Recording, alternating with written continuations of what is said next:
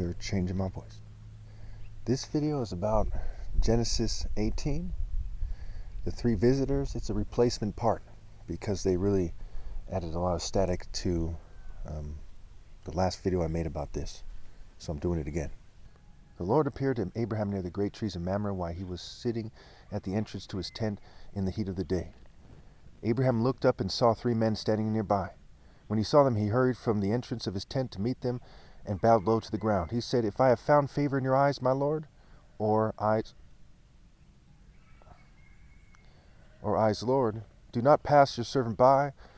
Let a little water be brought, and then you may all wash your feet and be refreshed and go on your way now that you have come to your servant." "Very well," they answered, "do as you say." So Abraham hurried to the tent of Sarah.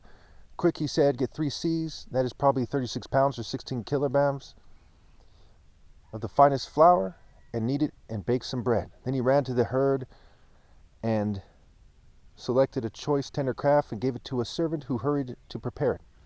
He then brought some curds and milk and the calf that had been prepared and set these before them.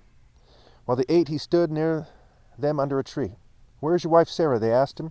"There in the tent," he said. Then one of them said, "I will surely return to you about this time next year, and Sarah your wife will have a son." Now Sarah was listening at the entrance to the tent, which was behind them.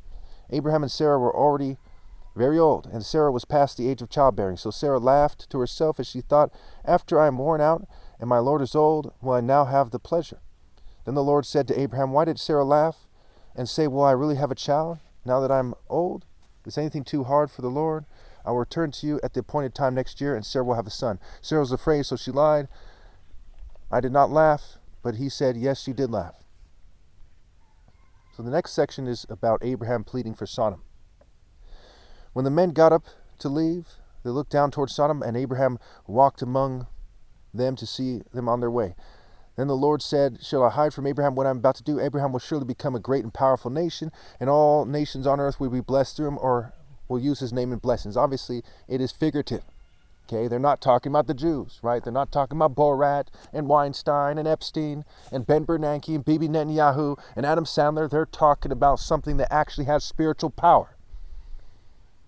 If you think that I shouldn't be saying it so bluntly, never forget that it's partially a response to them harassing me, not having a man among them that obeys God through me.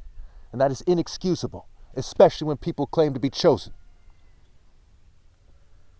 They're harassing me in a racist manner, and there are Jews like the grains of sand on the beach involved. And there's whites, and there's LGBT people, and other people after that, after those main groups. Like with the Klan harassment, which includes some blacks helping them, after those main groups, then they are harassing me too, to their extreme disgrace. But I'm standing firm as a man, not some kind of punk-ass pink mouse.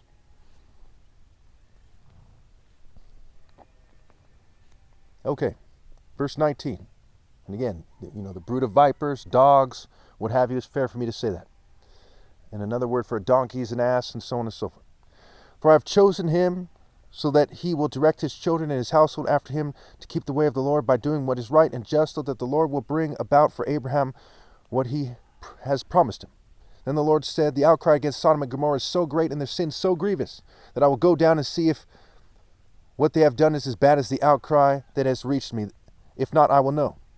The man turned away and went towards Sodom, but Abraham remained standing before the Lord.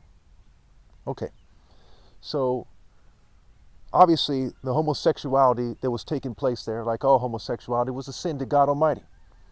And so God intended to punish them severely. Because if you put your sexual behavior and your inclinations before doing what's right, whether you're a player, whether you're a lesbian or gay or transsexual, that is an abomination to God, and there's no excuse for it. Are you here to indulge in sexual behavior and put that first like some kind of punk? Some kind of sissy? Some kind of Pee Wee Herman worm? Or are you here to do God's work? So in the next part of the chapter, which I'm going to skip over because they tend to mess up my videos and there's no point, it's kind of redundant. Abraham says, well, what if there's this many left or this many left? And he kind of keeps reducing the number until he gets down to 10. He answered, "For the sake of 10, I will not destroy it." That's how God answered him. When the Lord had finished speaking with Abraham, he left, and Abraham returned home.